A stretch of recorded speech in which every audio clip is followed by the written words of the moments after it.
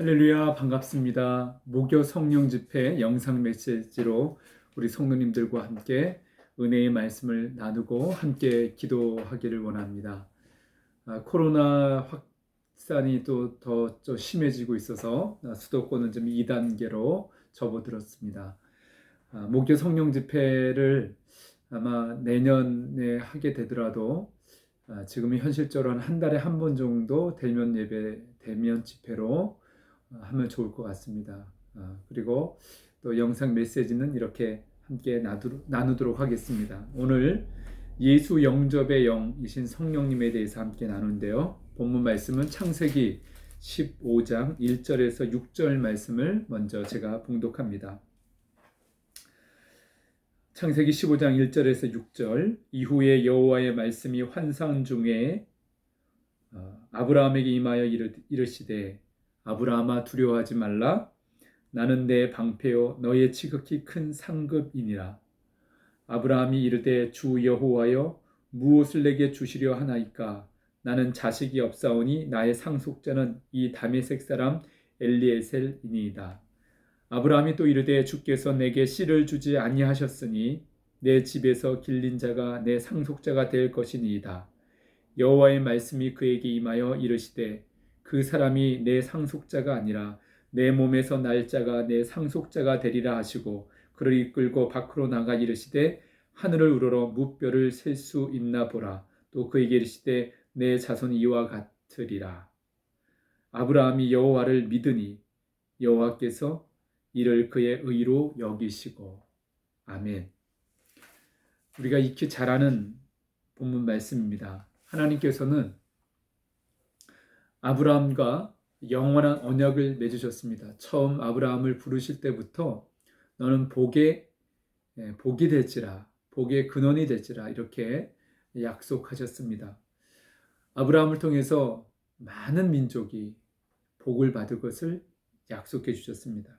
오늘 이 창세기 15장은 그 연장선상에서 하나님께서 더 분명한 언약을 맺으시는 것을 보게 됩니다.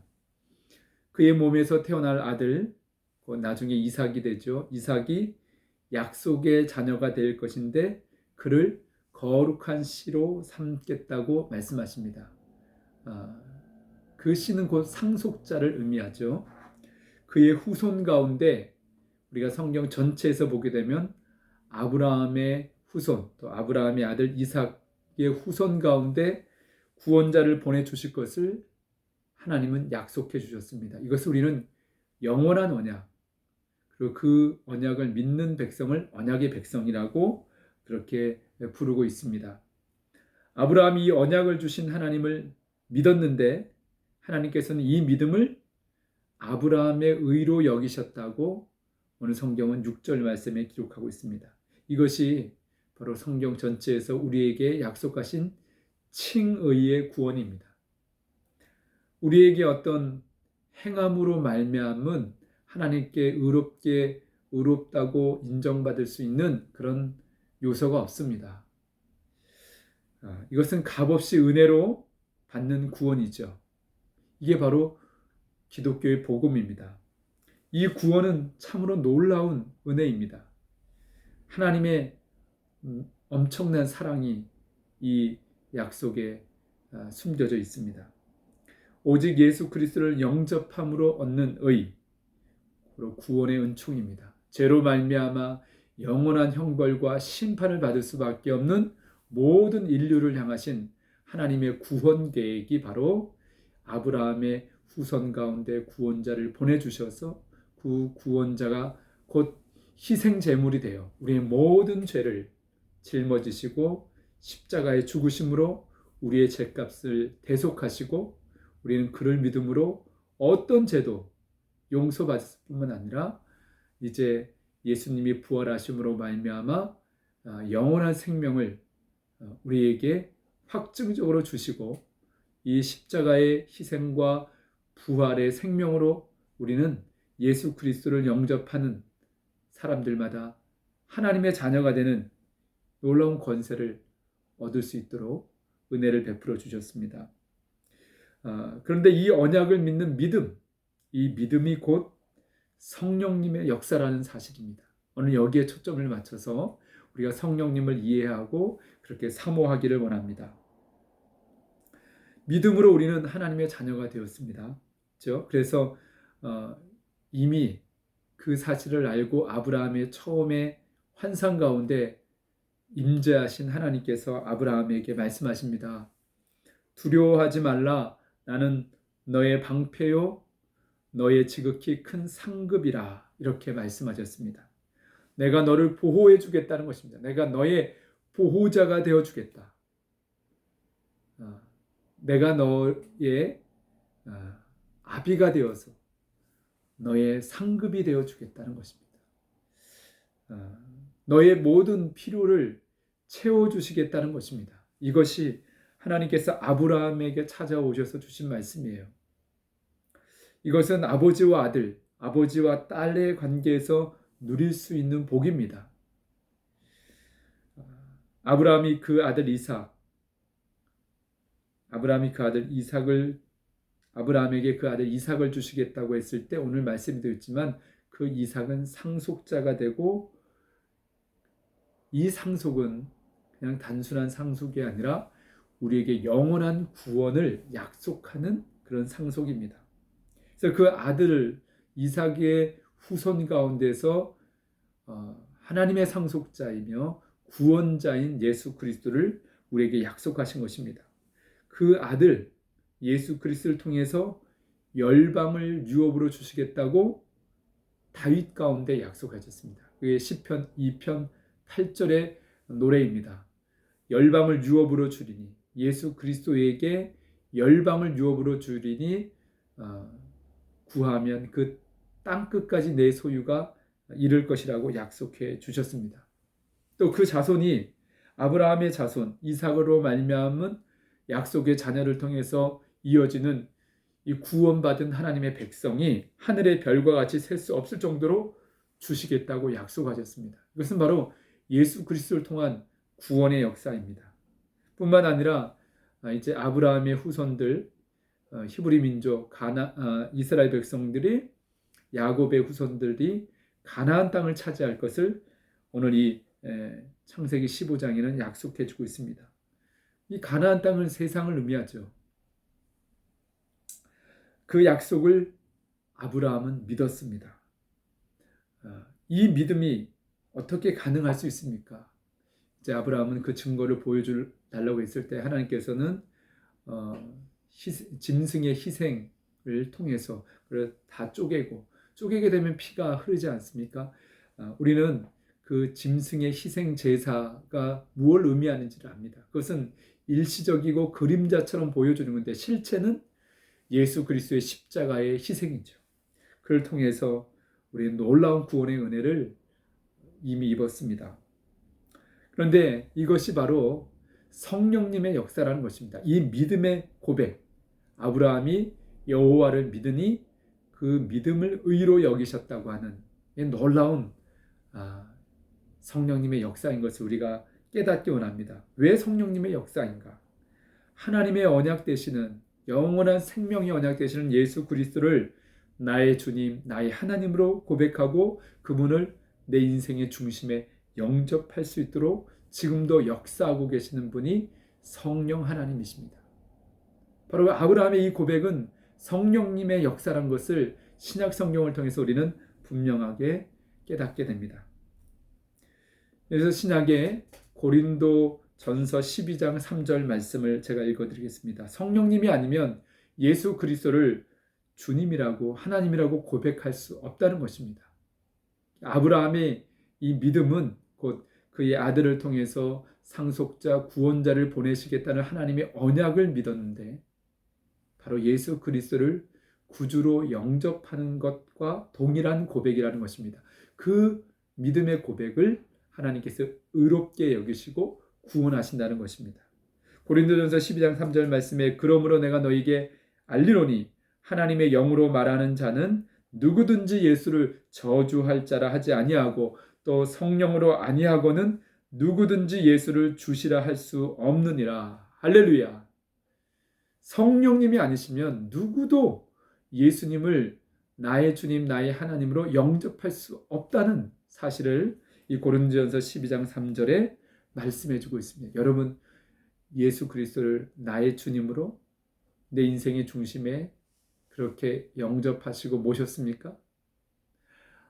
구원이 이루어지는 역사입니다. 하나님의 자녀가 되는 권세를 얻게 되는 것입니다. 그런데 누가 아니면요? 바로 성령님의 역사가 아니면 그렇게 고백할 수 없다는 거예요. 예수님을 영접할 수 없다는 것입니다. 그래서 우리가 성령님을 의지하고 그분께 구한다는 것은 곧 가장 큰 복이 예수 그리스도를 영접하는 것이에요. 여기서부터 모든 복이 파생이 되는 것입니다. 신분의 변화가 없이는 진정한 복을 누릴 수가 없습니다. 복된 인생이라고 할 수가 없습니다. 자, 이제 예수님을 영접한다는 것, 그것은 놀라운 신분의 변화를 가져오는 거죠. 나의 존재의 정체성이 마귀의 자녀에서 하나님의 자녀로, 심판에서 하나님의 구원을 입은 천국의 백성으로 바뀌는 것, 이 정체성의 확고한 변화, 그것은 바로 예수님을 영접할 때 가능한 것이죠. 여러분, 오늘도 우리가 이 험한 세상에서, 시험과 고난이 많은 세상에서 무엇으로 이길 수 있습니까? 내가 하나님의 자녀라고 하는 이 분명한 정체성이 우리를 넉넉히 모든 상황에서 이기게 할 수 있습니다. 이것이 로마서 8장의 결론이에요. 우리가 하나님의 사랑을 입었다는 것은 우리가 하나님의 자녀가 됐다는 것이고, 하나님의 자녀된 권세를 가지고 살아갈 때 우리는 어떤 상황도 넉넉히 이길 수 있다는 것입니다. 심지어 죽음까지도. 그렇죠? 자, 그래서 우리는 하나님을 아버지라고 부르게 됩니다. 이것이 로마서 8장 12절부터 17절까지의 하나님의 자녀의 정체성을 우리에게 분명하게 말씀해 주고 있는데요. 제가 이 본문을 읽겠습니다. 로마서 8장 12절에서 17절. 그러므로 형제들아, 우리가 빚진 자로 돼 육신에게 져서 육신대로 살 것이 아니니라. 너희가 육신대로 살면 반드시 죽을 것이로되 영으로서 몸의 행실을 죽이면 살리니, 무릇 하나님의 영으로 인도함을 받는 사람은 곧 하나님의 아들이라. 너희는 다시 무서워하는 종의 영을 받지 아니하고 양자의 영을 받았으므로 우리가 아빠 아버지라고 부르짖느니라. 성령이 친히 우리의 영과 더불어 우리가 하나님의 자녀인 것을 증언하시나니, 자녀이면 또한 상속자 곧 하나님의 상속자요 그리스도와 함께한 상속자니, 우리가 그와 함께 영광을 받기 위하여 고난도 함께 받아야 할 것이니라. 아멘. 하나님의 자녀의 정체성을 우리에게 분명히 말씀해 주는 그런 말씀입니다. 하나님의 자녀는 그리스도와 함께 하나님의 나라를 상속받는 사람들입니다. 그래서 이 땅에서 그리스도와 함께 고난도 받을 때 그 고난이 장차 받을 영광, 그 영광의 기쁨하고는 비교할 수 없기 때문에 고난도 자원해서 견디고 받는 것입니다. 분명히 로마서 8장에서 말씀하죠. 하나님의 사람은 하나님의 영의 인도를 받는다는 거, 하나님의 자녀들은. 그래서 그 성령님, 하나님의 영이신 성령님께서 끊임없이 역사하시는 그 역사는 우리가 하나님의 자녀인 것을 증언하고 우리 스스로가 하나님을 아빠, 아버지라고 부를 수 있도록 계속 도와주시는 분이 바로 성령 하나님이십니다. 그래서 저는 이 창세기 15장에 아브라함에게 언약하신 이 영원한 언약, 결국은 하나님의 자녀가 되는 언약이거든요. 그것을 가능케 하는 믿음의 고백은 성령님이 아니고서는 불가능하다는 것입니다.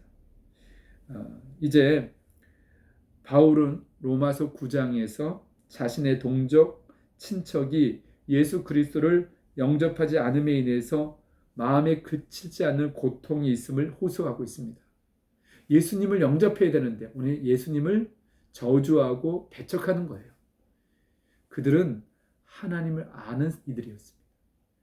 하나님을 예배했었고 제사를 통해서 율법이 있었고 하나님의 백성이라고 하는 정체성이 있는데, 바로 하나님의 백성, 하나님의 자녀라고 하는 하나님의 백성보다 더 강력하고 영원한 복의 신분이 바로 하나님의 자녀이거든요. 하나님을 아버지라고 고백할 수 있는 것. 예수님을 통해서가 아니면 불가능합니다. 바로 그 유대인들에게 말씀으로 언약으로 주신 분이 바로 예수 그리스도신데 그분을 배척해요. 빛이 왔음에 이 땅에 빛으로 예수님 오셨지만 어둠에 갇혀있는 유대인들은 영접하지 않았어요. 그러나 영접하는 자, 이 수많은 이방인들이 예수 그리스도를 영접하고 하나님의 자녀가 되는 거예요. 아이러니하죠. 그 약속을 붙잡고 있었던 유대인들은 많은 사람들이 예수 그리스도를 배척하는 거예요. 그 배후에는 악령의 역사가 있는 거죠.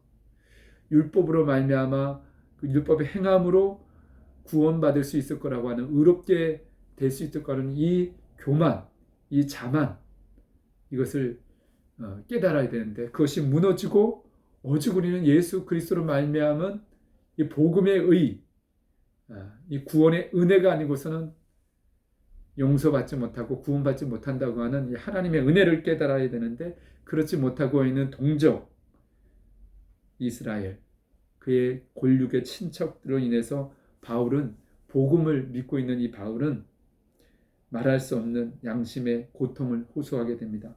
그 고통 또한 성령님께서 바울의 양심으로 증언하게 하신다고 로마서 9장 1절과 2절은 바울은 그렇게 고백하고 있습니다. 그래서 우리는 성령님을 의지해서 누구든지 예수 그리스도를 영접하여 하나님의 자녀가 되고 구원의 은혜를 맛볼 수 있도록 우리는 기도해야 될 줄 믿습니다. 첫 번째는 우리가 그 성령으로 충만해서 하나님의 자녀된 이 신분, 이 신분의 확신, 정체성을 가지고 하나님의 자녀란 것은 한마디로 얘기하면 하나님의 사랑을 입은 자들이거든요. 하나님의 사랑을 끊임없이 공급받는 사람이에요. 그래서 성령으로 말미암아. 그래서 로마서 5장에도 성령으로 말미암아 하나님의 사랑이 너희에게 부음받아야 돼. 이 부음받은 것은 계속해서 현재 진행형이 돼. 그래서 우리가 성령의 충만을 구한다는 것은 하나님의 사랑이 계속해서 부어지는 것을 경험하고 그 사랑의 힘으로 정말 이 험난하고 시험이 많고 환난이 많은 세상을 이길 수 있는 것입니다. 네. 그 하나님의 사랑에서 끊을 수 있는 것은 아무것도 없다는 것을 로마서 8장을 결론적으로 선언해주고 있습니다. 근데 거기에 그치는 것이 아니라 하나님께서 우리를 먼저 하나님의 자녀로 삼아주신 목적이 어디 있습니까? 바로 예수 그리스도를 알지 못하고 또 예수 그리스도를 구주로 영접하지 못하는 아직까지 잃어버린 영혼으로 살고 있는 그 수많은 영혼들을 품고 그들을 위해서 기도하고 그들을 주께로 돌아오기를 예수 그리스도를 영접하여 하나님의 자녀가 되기를 성령님께 끊임없이 구하는 거죠. 그 구하는 역사 가운데 성령님은 일하십니다. 문 영혼, 수많은 잃어버린 영혼들을 위해서 성령님이 역사하시는 것. 어떤 방법으로도 우리의 기도를 통해서 역사하십니다. 뿐만 아니라 성령님은 우리의 기도뿐만 아니라 우리가 구하고 찾고 두드리는 그 영혼을 위해서 찾아가고 그 영혼과의 만남이 이루어지고 마치 예수님께서 우물가의 여인을 만나기 위해서 사마리아로 지나가셨던 것처럼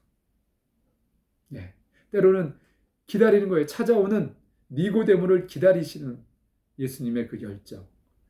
우리가 기도하면 하나님께서 사람을 보내주시기도 합니다. 그리고 또 우리는 예수님처럼 찾아가야 됩니다. 예수님의 마지막 명령이 뭡니까? 가라, 세상을 향해서. 그래서 우리가 성령님이 역사하시는 도구가 되어서 구원의 아름다운 열매를 계속해서 우리를 통해서 맺어가도 우리가 성령님께 순종하고 성령님께 구해야 될 줄로 믿습니다. 오늘 예수 영접의 영이신 성령님, 우리가 그분을 분명히 다시 한번 확인하고 그분께 간구하고 성령 충만하여서 영혼 구원하고 또 그들이 예수님의 제자가 되어서 또 다른 이들에게 복음을 전할 수 있도록 그렇게 쓰임받는 역사가 나타나기를 주의 이름으로 축복합니다. 사랑합니다. 승리하십시오.